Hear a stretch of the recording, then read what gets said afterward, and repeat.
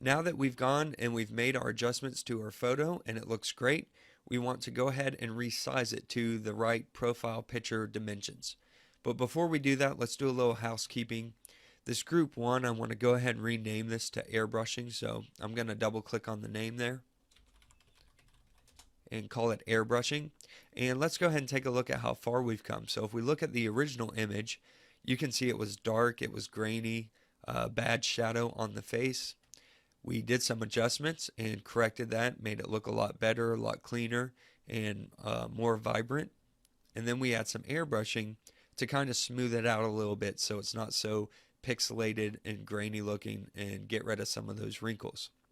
Now's a good time to go ahead and save the file by clicking on File, Save, and naming your PSD. That way you can always come back and adjust these later on if you want to. I've also applied the layer masks and I've merged some layers together. Typically I might not do that. I might actually leave those the way they are so that I can come back and tweak them if I need to later on. But for this course I went ahead and merged them down just so I had less to work with and it was easier for you to follow along with. Now I want to go ahead and link these layers together because we're going to be scaling them around. So I want to click on airbrushing and then I can hit Control or Shift and select these other layers. If I hold Shift and hit Original, it'll select all three. I can go ahead and hide the background for now. And I'm going to right click on those three layers and select Link Layers. That just links them all together so when I scale them, they will all scale together and not cause any weird sort of problems. Now let's go ahead and resize this image to a profile picture. The common profile picture dimensions are various throughout the different social media, but they're all square. So for instance, Facebook is 180 by 180, Twitter is 400 by 400, Google Plus 250 by 250, Instagram 110 by 110, and YouTube channel icon 800 by 800. So they're all different dimensions, but they're all square. As long as we create our image bigger than all of those, they should scale down fine.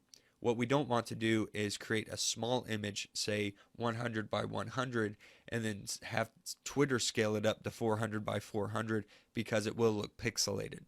So we're going to go to image and we're going to adjust the canvas size, not the image size. If we adjust the image size, it's actually going to scale the image together and we don't want to do that. We want to change the resolution of the canvas and then scale the image how we see fit. So I'm going to click on canvas size. I'm going to change it to pixels.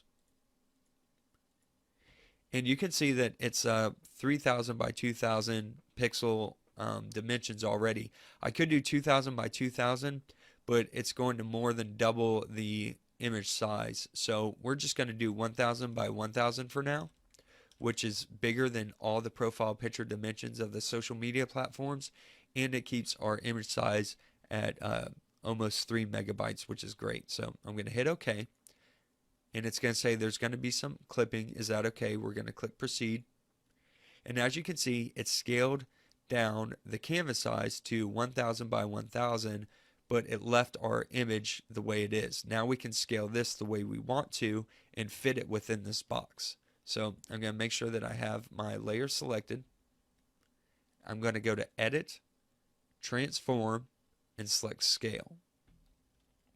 Now I'm going to select a corner, and if I just start dragging, you can see I can have this squishing effect going on. So I want to hold Shift so that it stays proportionate, and if it goes out of screen, that's okay. While scale's still being applied, you can move your mouse in the middle and just click and drag it, and then we can get that where we want it to be. So I can move it in the center, I could scale it up and just do the face if I wanted to.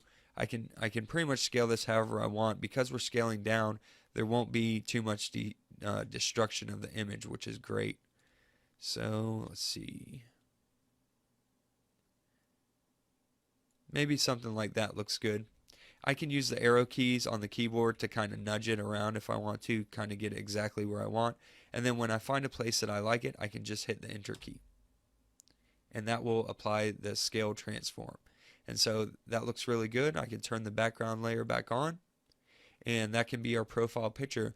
Again, if I just wanted to have the face, I could scale that where I want it to, or I could bring in more body if I find out that I don't like the way this looks.